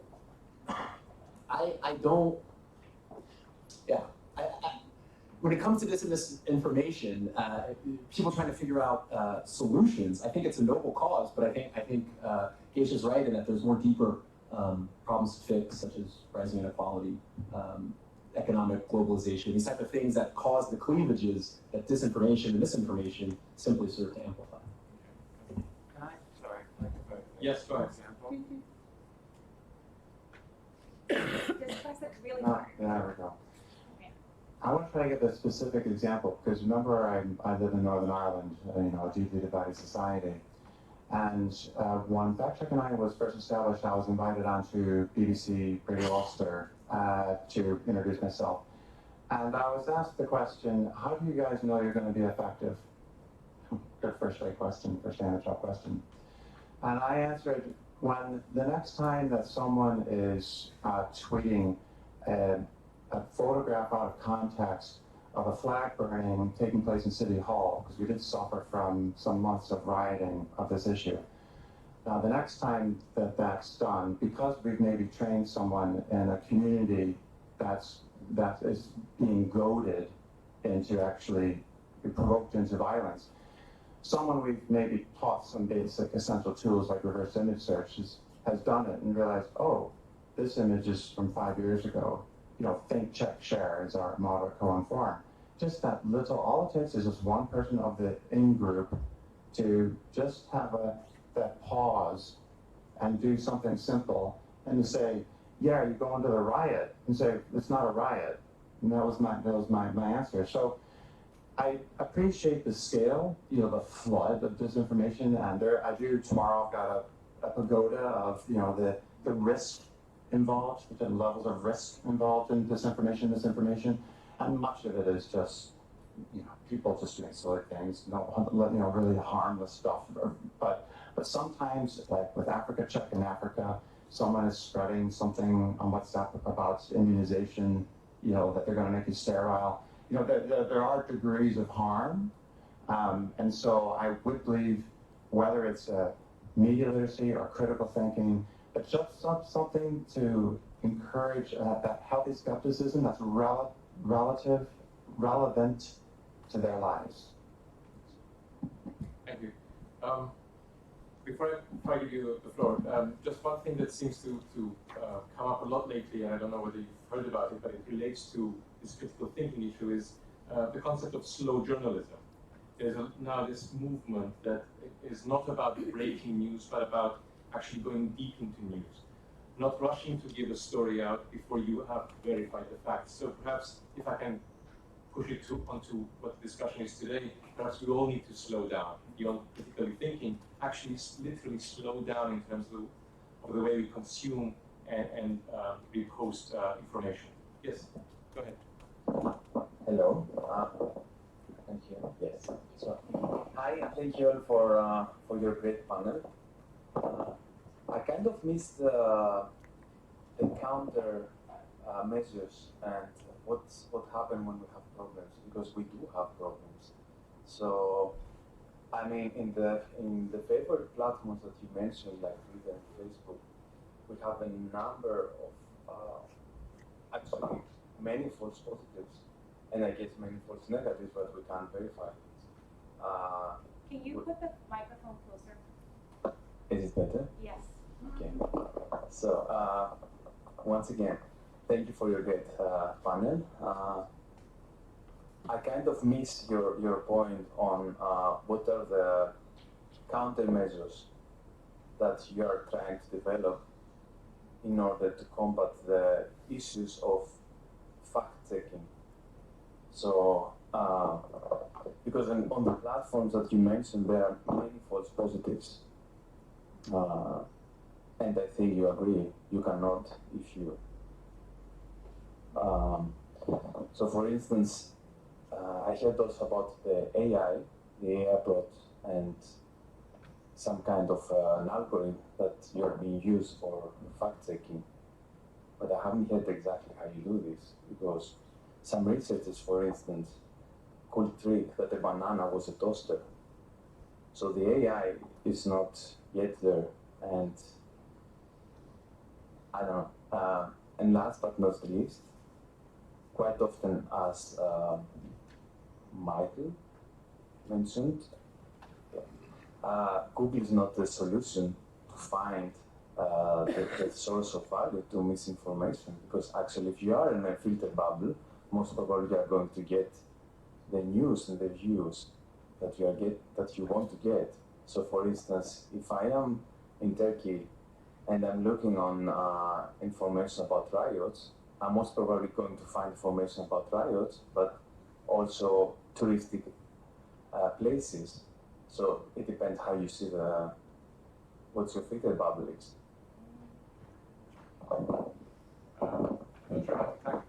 Not sure how to tackle that question. Do you want to give it a shot? I'll give it a shot. I'll start by saying that because the panel is defined as what citizens can do, it limits how, I mean, we can go into the deep of like what platforms ought to be doing, but you know, the focus has been citizens. I think that, I will say that one of the main things when we're talking about AI, and this is probably the only thing Allan and I agree on, when we think about AI and machine learning as a solution, I agree, we're not there yet. It requires humans to actually have input. They have to learn from us, and we're flawed. And like, we don't even know, it's hard for us, that we can do numbers, we can do facts, but a lot of the information that we see online is not fact checkable, right? It has the same influence. I will say that as a citizen, you can delete your cookies, delete your history. The cookies are the things that actually start learning information about you so that your searches, right, that fabulous piece of pair of shoes that you see in one website follows you around everywhere that you go, and you think that it's destiny, but it's not destiny. It's your cookies are on, right? And it follows you. So I think that is one of the things that you can do. When you're searching on Google, it depends. If you do Turkey, it can give you breaking news and it can give you touristy information. But if you're looking at Turkey, Erdogan, and you're looking for news, that's where the problem comes in if you want to fact check it, right? So it all depends on your search. Am I making sense to you? But I would like actually to hear the opinion of the rest of the panel. I think What does that mean? Go ahead. I think this is broken. Okay, I will try.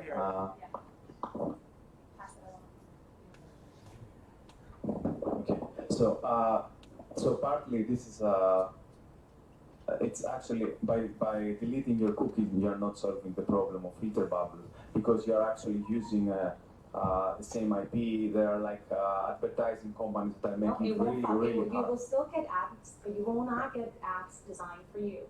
It will not fix your filter bubble on Twitter and Facebook because you follow the people you want to follow. So that you create your own information space. You can break out of it. They do now have so that you get trending topics that are worldwide instead of trending topics designed for you. You can fix that, right? And so on YouTube, it is harder to fix because you can start with a search that says, "Is the Earth flat?" and it will give you flat Earth, and it will continue to give you conspiracy theories. You can go to algotransparency.org and see the different searches. This is a nonprofit created by former Google engineers that created the algorithms that make it so you're there all the time. So there are things that you can do and there are things you cannot help. But as long as you know that, don't trust the first, second, third, fourth, fifth, sixth piece of information and carry on, I think that does you a service. So somehow you suggest that I should say to my aunt that not only look on Google through a Google search, but then don't trust the second, fourth, and third, and don't visit YouTube videos. Exactly. That's why it's not a one solution challenge. Like that's why we cannot say, well, if we question more, people are going to look for more. They're going to go on Google. If they go on Google, they get the algorithms. Unless we get government to regulate so that the algorithms are transparent, so that Johnny the blogger does not get the same result as New York Times on a news search. Like that's why it's a complicated challenge. Even if we ask people to question more, we need the platforms to actually change some of the behavior that I have, right? And so I can tell. And so sorry, I hope that. Yeah. Duck, duck, go. Duck, duck, quack, quack. Duck, duck, go. I'm very aware of that. Because, yes, because it addresses some of the things you talked about in regards to IP tracking and VPNs and cache clearing. So I actually want to have a discussion about algorithms because you use this buzzword quite often, also in your presentations, but I haven't heard which algorithm, which AI you're going to use, and what kind of efficiency, and how you can measure this efficiency. So I'm quite aware with the problem, as you can understand, and I'm quite aware of what are the limitations of AIs. So I would really like to have a clear opinion. But I suspect that's more of a technical thing that needs another context. So if we don't know the technical things, why do we use them then? Because we think that somebody will have the authority to make right, to decide for us, for my aunt. Well, they already do. Exactly, and perhaps we can stop this, or we can move with 3-4 companies that you were using throughout your presentations, and continue with centralization. And we probably will have to move on from your question, which we can discuss at the reception, so that we leave room for the actual, the specific.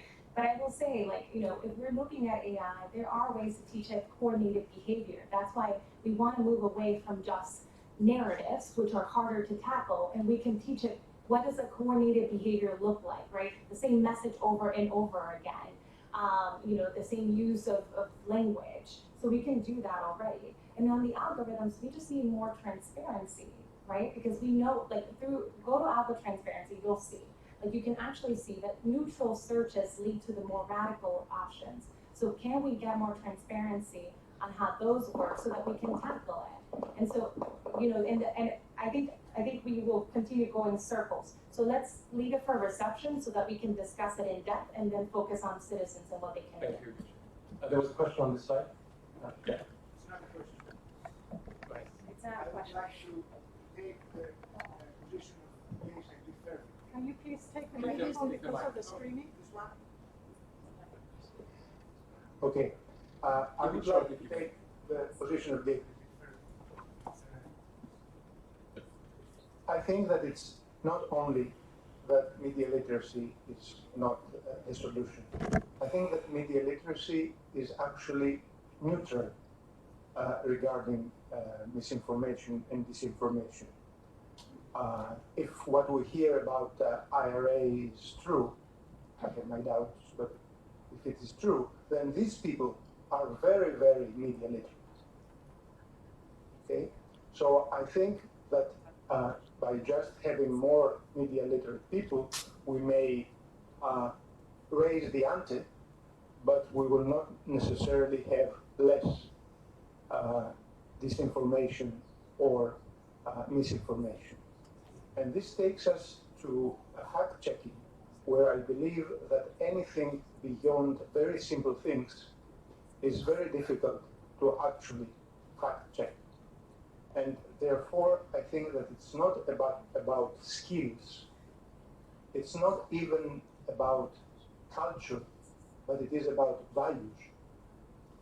And the Greek word that we use for media literacy, which is pedia, meson. I don't know, it's not exactly education, it's not εκπαίδευση, it's pedia, meson. This reflects more that this is an issue about values more than about skills. Thank you for that comment, but I think that you may be unfair in terms of what's going on in some of the Nordic countries, for example, where I think they are espousing what you're suggesting, and media literacy is much broader than what we've probably touched on today. There are many facets to it, and it has a deeper pursuit, which is the critical thinking that we began this conference with. But thank you for your comment. And there was a... Can I respond quick? Yes, go ahead. I agree. There's nothing to disagree with you. I showed the schema that beliefs and values are the all-encompassing. They take precedence over any fact-check article I'm ever going to write. The point is about whether the value is empiricism as I see it. So when people talk about post-truth, I don't believe I live in a post-truth society. You know, post-truth society is when facts do not matter at all. You know, when your sources of validation are utterly discredited or corrupted. You know, if you're in that environment, then you're in a post-truth society, right? So the question is, does empiricism matter? Does critical thinking matter? And so long as it's a belief and society believes that it matters, it's worth protecting, defending, you know, making sure it survives, because once that goes, then everything goes. So I'm not disagreeing with you. Thank you. Can we bring in Gemma? Because you mentioned the example about the Nordic states. I think we have to emphasize the Nordic states are homogeneous societies. They have, you know, we know that they have a lot of benefits for the people. Therefore, their happiness rates go up immensely. There's less, like things like RT and Sputnik are not affected in these countries because it is hard to tell people that the conditions that they're living in are bad. And so, like, I think the cultural piece is something that we've been missing. So I don't know if you want to expand on that. No, thank you, but it's just, when we talk about public policies and to solve and to manage and to tackle social conflicts or social problems, there's never one solution. It's a set of solutions that could be interrelated from different points of view. And it's not the same a society that is homogeneous, that has a high level of welfare state or whatever, that a society that is in another process. So I think that sometimes when I listen to you, and I'm coming from another world, so I'm coming from the political science, so it's like, for me, there are kind of comments that sounds new and different. It's like you are facing a new thing, and it's not new. This is what has been happening in societies all along our history. So the idea that we need to think is how to deal with the instruments and how to manage what she was talking about. One set of instruments that for sure are important because they are dealing with the transparency and democracy and elements, but we also need to think about which are the importance of a welfare state and the educational level of the citizenship, and which are the instruments that we are dealing with to fight against inequality, that it's one of the most concerning things that give an opportunity to think differently and whatever. So it's like we don't have a solution for sure, because it's impossible that a complex problem has a unique solution. So it's just one thing about that. We need to keep all these ideas, but try to find a set of solutions and try to avoid this kind of dichotomy wall in which are we living now. But it's simplifying the idea of we are simplifying. Sorry, but I'm not. This is my broken English. But we are simplifying the solutions when there is a really complex wall. But it's not now. It happens always. So it's like as we are more diverse society, we need more complex instruments to deal with. So I think we need to think about that just in order to create more confusion. Thank you. I'll take two more questions. I'm sorry, unless I have time. I don't know. Two more questions. Is that okay? All right. Lady here, yes. Yeah, perhaps I can do that. Yeah, do you mind? We'll take all the questions and then give an all-encompassing reply. Yes, hello everybody. Thank you so much for this panel. It was really different. I come from Brussels, from the European Commission, and we are less courageous, less outspoken, a little bit more boring in rainy Brussels. What I want to pick up are some notions, like for instance, we always talk about like fake news or like disinformation and the rest, but I would really like also to see like some sort of a broader spectrum, because I think the complex reality sometimes, you know, it's not only black and white, because there's been a lot of relativism in a way. So I think this notion, and also going back to what Nicolas said about slow journalism, I really do believe that in the end what counts is quality journalism, but the problem is of course how you make people read quality journalism. How do you make people, you know, read those big German newspapers where actually afterwards you really feel much more intelligent, or not intelligent, knowledgeable about the world. So how do we fill this gap? Like, and I think Gemma, of course, like your project in a way is trying to get people out of this eccentric broadcasting yourself mode, let's say. And I just wonder, I think this is where media literacy, in a way, I see it much broader than, you know, fact-checking or checking the sources and so on. Media literacy, of course, contains the word literacy, which needs time. It's an abstraction from reality, but a very we should really try to, in a way, like get people again back into the quality, into context, not into punctual, just Instagram pictures. So how we do this, I think this is the next step in a way. And I think we as policymakers, we're trying, but of course, I think it needs all of us to do this. And I would like, Nicolas, if you could maybe elaborate on the slow journalism. How do you think you could actually make people go back, you know, and start reading again a little bit, like, or more accurate news? Yeah, thank you. Thank you. The gentleman in the white shirt, you had a question? I think more or less building on that question. I think all of you, in some way or another, you talked about the problem as a problem coming from the fact that we live in an attention economy. Right? We are overwhelmed with information. Like 30 years ago, the problem was actually that we didn't have information, and that was no decision making, really. Right? Now, perhaps it's this overload of information that's the problem. So perhaps some response from Geysha, because when you talk about regulation, I really agree. You stressed the kind of transparency in decision making and in kind of algorithms.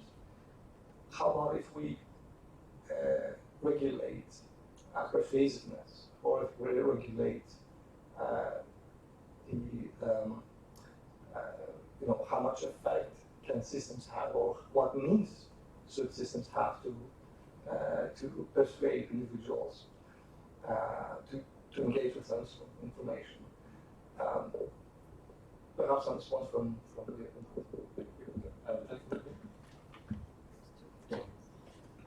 Okay. Maybe I can continue from Angelo's last question. I have a very simple question related with all this thing. If we really believe that misinformation is such a problem, I'm thinking that we reach in civilized societies by learning that there are consequences for our actions. So my question is as simple as that. Do we really think as social media users that contributing to misinformation or disinformation or fake news or whatever may have or should have consequences? Okay, and there was one question on this side.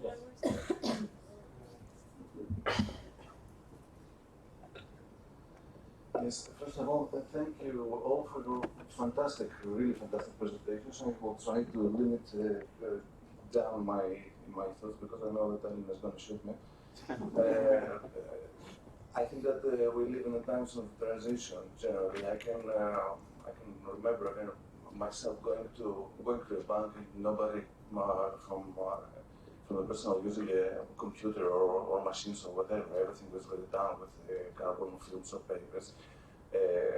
Okay, I'm revealing my age in that with that remark.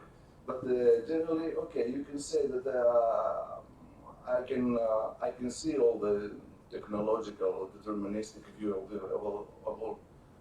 whole problem generally. But I do think that there is a problem now. Who's got the lead? Who's got the lead of the things of what to do in the future? And this lead has changed. Is it politics? No. Is it ideology? No. It's market. It's market and technology. And that exactly market and technology we want to regulate. We want to regulate whom exactly? We want to regulate Facebook. We want to regulate Google. If I'm not going to pay my 100 euro taxes, the state will come and arrest me. Okay.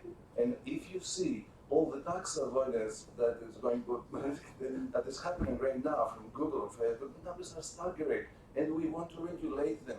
That's impossible because they are they're setting the regulations. Okay, so I think that it's a bit of science fiction to think that we want to regulate this market. No, because this market actually has the power now, and that's a problem. Okay, I'm having a very short definition in my mind of what's exactly media literacy. Media literacy is to tell our aunts, okay, if you want to search for something on the internet, don't go to Google, or okay, you can go to the Google, okay, you can have your junk food, you can have your hamburger, but you should know that there is the delicatessen food of Allan's FactCheckNI, so you have to try this too, and that's media literacy. That's media literacy. From the other point of view, I can't be very optimistic for concepts like slow journalism, because as Michael Datuso said, in technology, everything it can be done, it will be done. And the problem is that technology is setting the rules. Technology is automation. Technology is speed. How can we impose actually now the slow journalism? By more media literacy. Thank you very much. I would do. I appreciate your reflections on it. Yeah, thank you. And last question, the gentleman behind you. Thank you. So, great panel. Thank you for the good debates.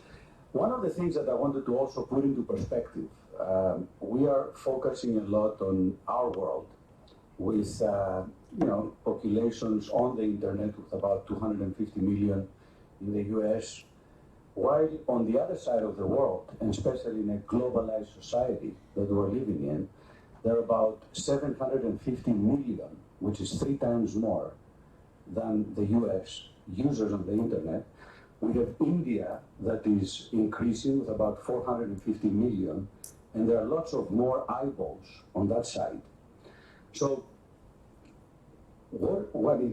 imagine disinformation in this kind of the world and in a globalized society. So I would like to hear your reflections on this. I suggest that we do a concluding mini speech in terms of perhaps touching on this, because a lot of your questions were essentially a commentary, valuable one, to what you heard. So if we can get a minute each and then conclude. Thank you. Okay, I'll start by saying that all of the solutions to the challenge of false information have to be democratic because we live in democracies. So when we talk about values and we talk about solutions, democracy has to be at the core of them. When I ask for transparency, we need transparency. We don't know what effect false information has. We don't know whether or not it's like getting people out to vote or making them not vote.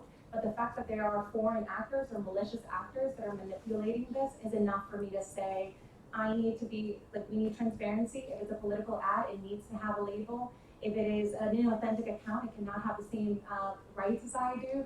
These are things that actually can be helped. There are technical solutions. Facebook is about to get a $3 to $7 billion fine in the US, and this has changed for them. But it's about making it so that it's consistent. We cannot regulate in narratives, but we can regulate on tools. Hold on. Are you sure that they're going to pay it? Yes, they are. They have to. They're not skipping paying. They have so much money because. Hold on, because I get a minute. Hold on. And I already went over. They will pay. We have pharmaceutical companies that continue to sell their product. As long as they can continue to sell their product, they will be fine paying that fine. This is chump change for them. They don't pay taxes anywhere. They have the $7 billion. And if it means they pay $7 billion a year in order to continue to get your attention, in order to not change anything in the platforms, that is not a problem for them. What we need is to change the other conditions. So they lose money and makes the $7 billion fine a hard fine. And then, yes, India. We are already looking at India. The problem is that India actually has more users on WhatsApp than in traditional social media platforms. With 250 million users, WhatsApp is the biggest, India's WhatsApp's biggest market. But WhatsApp is encrypted, it is person to person, and so the solutions there cannot be the government is going to get into your WhatsApp group. The solutions there have been limiting how many messages you can forward, how many people you can have per group, and then approval and denials. It's a rampant problem, but I also think it's going to have technical solutions, not education. Really sorry, but it's, I think that. Oh my God, a minute. I think that I'm not just only like this idea of misinformation matters, for sure matters. Matters at social level. We have been the rise of attacks to Muslim population, for instance, to that in a lot of European countries. We have been the behaviors of specific groups and the vulnerability of the specific groups because this kind of misinformation that spreads, rumors spreads problems, and I think it's not necessary to talk about that. But I think if you say that you are thinking in a group that has been misled with misinformation that has generated problems, and you can only think about the refugee crisis, the so-called refugee crisis in Europe, and we can see a lot of what happens. It's social effects and also political effects. Because the populism is rising in Europe, and this is also part because they are using this kind of very interesting narrative that creates this kind of polarization in society. So I think critical thinking is like a democratic need. It's a requirement. Consequences ourselves. I know, for instance, but we are living in a. Otherwise, we will continue contributing. This is what we learn. This is what we learn. I'm sorry to say that in democracy, and this is one of the things that maybe we cannot learn enough, but in democracy, our rights are the rights of all. And if you don't think on that, and if you believe that because happens to the other, I can that this is the problem that we have today, this means that democratic values are not really explained in our schools, in our societies, in whatever. Because democratic means my rights are your rights. And this is the specific point that we need to fight against. And this is why we are concerned about this kind of situation. So next topic, I think that Yeah, I won't take a minute. But I have thoughts on all these conversations, so I hope we can pick them up over drinks. But just to address the slow journalism, I think one of the solutions is podcasts. An incredibly rising medium across the world. I think democracy is fundamentally about conversation. Deliberative democracy as a model. It needs long-form content. It needs clashing opinions to be put out into public debate. Unfortunately, most platforms and their architectures, which is what I research, are not built for conversation. Tweets are limited by character counts, comment fields are limited by visibility, easily manipulated, but podcasts provide on-demand medium for people to have long-form conversation, and they're rising in popularity. Right. Okay, try to put some coherency to this. Okay, some people have said this, that we're not information poor, we're information rich. That's not the issue, it's the attention.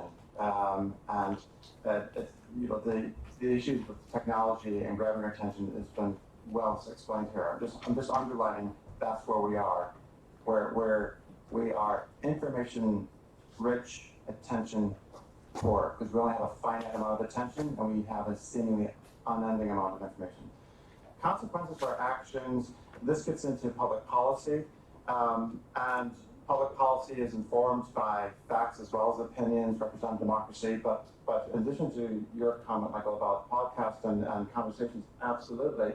And deliberative democracy is something I think, because the theme again is citizens. In Ireland, this has been used with great success. Are you familiar with the citizens' assemblies where what it is, it acts like juries, the jury system. And the whole idea is that every citizen is responsible for participating in some form. And so at least we still have the concept of citizens' juries. We're applying that in a deliberative process towards public policy, and it's fascinating. So instead of just having policy wonks like I used to be, informing our politicians what I think they should put forward on the floor of the House of Commons for policy, is a more deliberative process where you have a representative sample of the population based on your recent census. You invite them on a topic. Ireland did it on abortion, which is incredible, and one of the most contentious issues there. That was the first one they ran with. You run over several weeks. The jurists go to these assemblies, they get informed. You have advocates on each side of the debate. There's plenty of evidence, there's plenty of opinions, plenty of discussion, and the group comes to a conclusion and presents recommendations, and because it's a representative democracy, the elected politicians have the final say. But what Ireland has found, I know I'm way over my minute, but I think this is a nice way of trying to transcend this like fact-check articles and media training, is to think about why are we doing this? You know, we're doing this because we're trying to retain the integrity of our democracies and the value of good information. Why do we need good information? Because we need good informed policy. Why do we need good informed policy? Because we need to defend the rights for all. And I'm just using citizens' assemblies as a kind of a carry forward this idea that it's conversations that will keep us happy.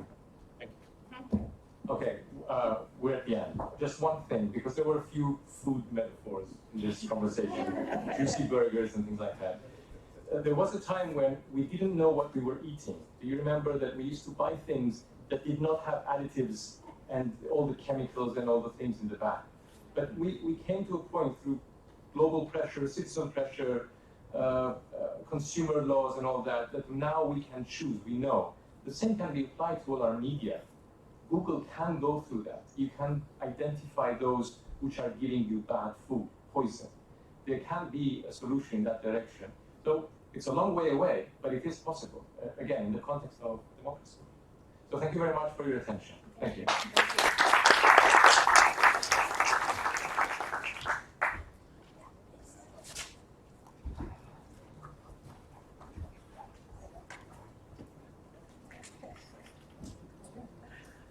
So thank you very much. I'll be honest, I wasn't expecting a debate, but being a journalist, I was hoping for one. So thank you to you and you for this enlightening discussion. And I hope we are all now a bit wiser and more motivated to combat misinformation as citizens. We would like to offer some gifts to our guests, to our panelists. So.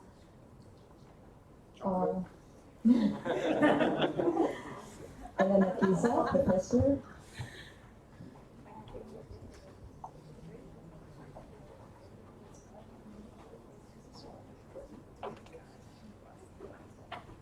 Thank you all for a very, very lively discussion. We hope to continue this later and tomorrow as well. Thank you. Something from us. Thank you so much. Thank you. Let me just say that this concludes, of course, the first day of the conference. Please join us tomorrow morning again for the second day of the conference, a second panel discussion. It will focus on the role of the society and the state towards addressing misinformation. The event will take place at the Tassos Papadopoulos building, which is a minute from here. It will start at 9 sharp, and it will be followed by workshops for teachers, journalists, and policymakers. Once again, thank you all for joining us this evening. Thank you.